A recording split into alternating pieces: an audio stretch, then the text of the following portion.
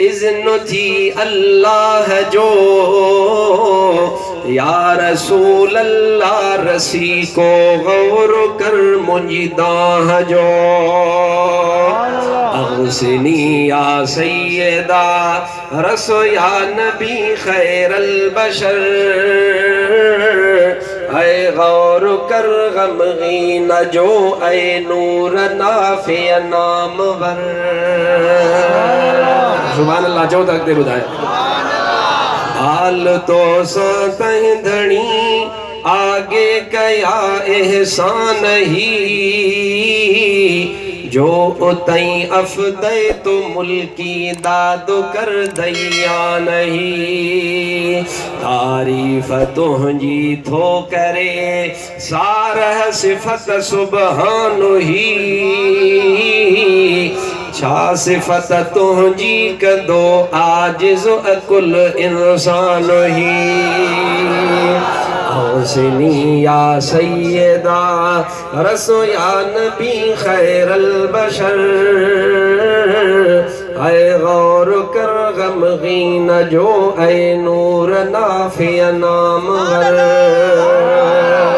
सुभान अल्लाह। सीनों को ले ज़ालो ज़ाती ज़िक्र तुझो आहे राहत रूह के, ऐ सैयदा सलवात तुझी ने अलम अंदोह के। सुभान अल्लाह। जो तक बुधाए इं न अञा सुभान अल्लाह। सोने हज़रत शेर मुस्तफ़ा रहमतुल्लाह ताला अलैह जो वालिद जो सुभान अल्लाह। ऐं हज़रत सोने शेर मुस्तफ़ा रहमतुल्लाह ताला अलैह जो ॾाढो फ़कीर क़ादिर दादो रहमतुल्लाह अलैह सब जो सुभान अल्लाह। संदन फरमाना पाण इरशाद फरमाईंदा, हीअ मदाह शरीफ़ जेको पढ़ंदो आ या जेको ॿुधंदो आ, ओड़ी मल दिल में जेको बि इरादो कंदो आ, रब मुस्तफ़ा जे सदके इरादो क़बूल फरमाईंदो आ। ज़ालो ज़ाती ज़िक्र तुझो आहे राहत रूह के,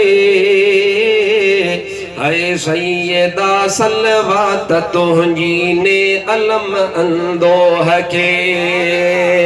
दर्द दूरी कर दफ़ो कढ रंज दिल जे रोह के, है सोन जियां सफ़रो थिया पारस लगे जियां लोह के। अग़सिनी या सैयदा रसो या नबी खैरल बशर, ऐ गौर कर गमगीन जो, ऐ नूर नाफे नामवर। ज़ेज़ तू ज़ाहिर दिया अर्शो ज़मी अफला कही, या रसूल अल्लाह तू न जे पैदा थिए आलम न थे आफाक ही।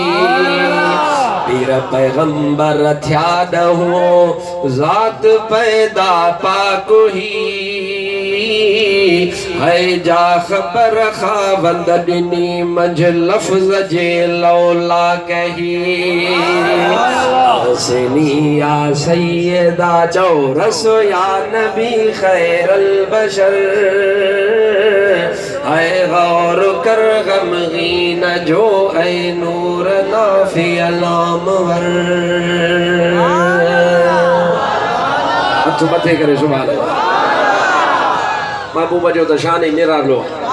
हजरत सैयदना उमर फारूक तो फरमाए, महबूब मदीने वारे साईं सल्लल्लाहु अलैहि वसल्लम इरशाद फरमायो आ, मां तोखे हीअ ॻाल्हि तो अर्ज़ु करणु घुरां त अल्लाह जा दोस्त आहिनि, निभागो तोखे चवंदो आ त वली कोन। अॼु त मां तोखे क़ुर्आन मां ॿुधायां, महबूब जे फरमान मां ॿुधायां, कल्ब वली